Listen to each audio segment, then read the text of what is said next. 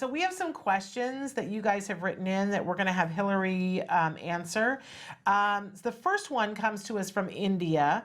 The question is, how do you all decide when to stop intensive ABA? I've heard Shannon say her son received 4 years with CARD. Does it mean he has learned all the skills from all the curricular areas of skills? And let me just say that in actuality, Jem did 5 years of intensive ABA with CARD, and they were using the skills curriculum, and that I'm going to let Hilary answer about, when do you stop, but my son had not learned everything in the skills curriculum, because guess what? I have not learned everything in the skills curriculum. That's how comprehensive skills is.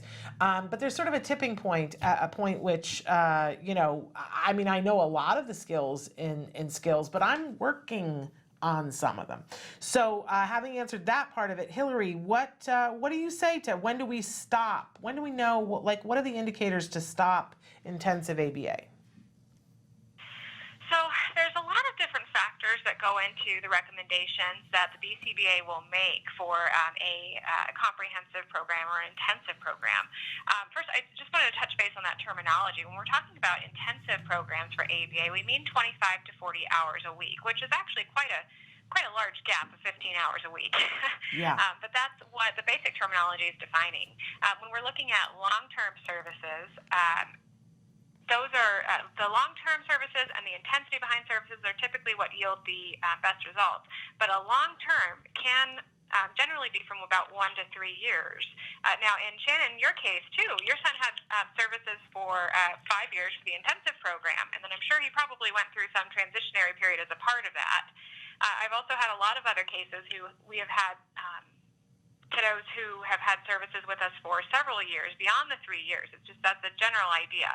Keep in mind that ABA is considered an interim-based service, so it's not meant to be long-term. And in fact, we are not doing our families justice if we don't incorporate them into the training process to give you guys the tools necessary to continue programming without us. We can have a client who is very young and maybe works with us for 5 years, like Jet did. And then when they become a teenager, they're no longer in ABA services, but darn it, puberty hits, and we get all sorts of new fun behaviors. So part of our programming also incorporates giving you guys the tools to address those behaviors that might come up later, even after ABA has stopped. So I want you to bear that in mind.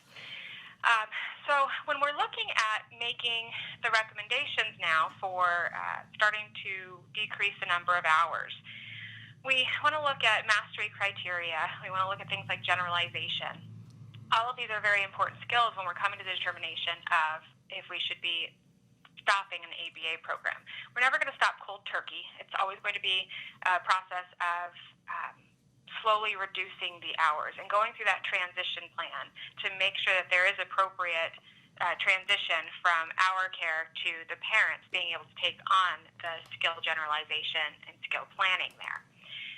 So when we're getting into that, we will include in our reports, and if you're a CARD client, then you can read it in the bottom of our reports during our recommendations section, but we usually say with the skills curriculum that we want 80% of the criteria met, for an example. Now, 80% is not all skills, because it's not practical for us to have all of our skills. We're all still learning on a regular basis. What we're just trying to do in services is to close that skills gap.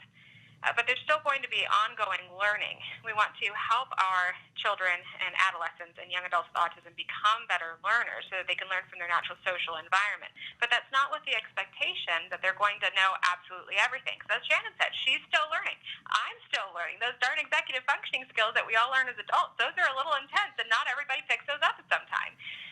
So for transitioning from a more intensive behavior program to a less intensive and looking at making that transition, we want to make sure that a good chunk of skills, at least the majority of skills, are acquired, that a better way of learning is acquired so that that skills gap that we worked so hard to close doesn't start opening up again. We also, though, want to be practical if we're seeing with the data that ABA is not working. I wholeheartedly believe in ABA. I love ABA. And we know from the research that ABA can work. But every so often, we are going to come across that client where we are just not seeing that we're making a clinically significant difference. And that might be one of those occasions, too, where we also have to look at transitioning because this model's not working for whatever reason.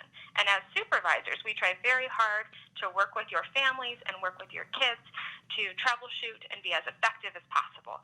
But we also, again, rely heavily on that data, and the data makes all of our decisions for us.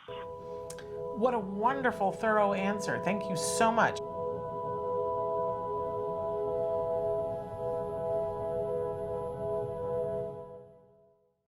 Hey, thanks for watching Autism Live. To subscribe, click here.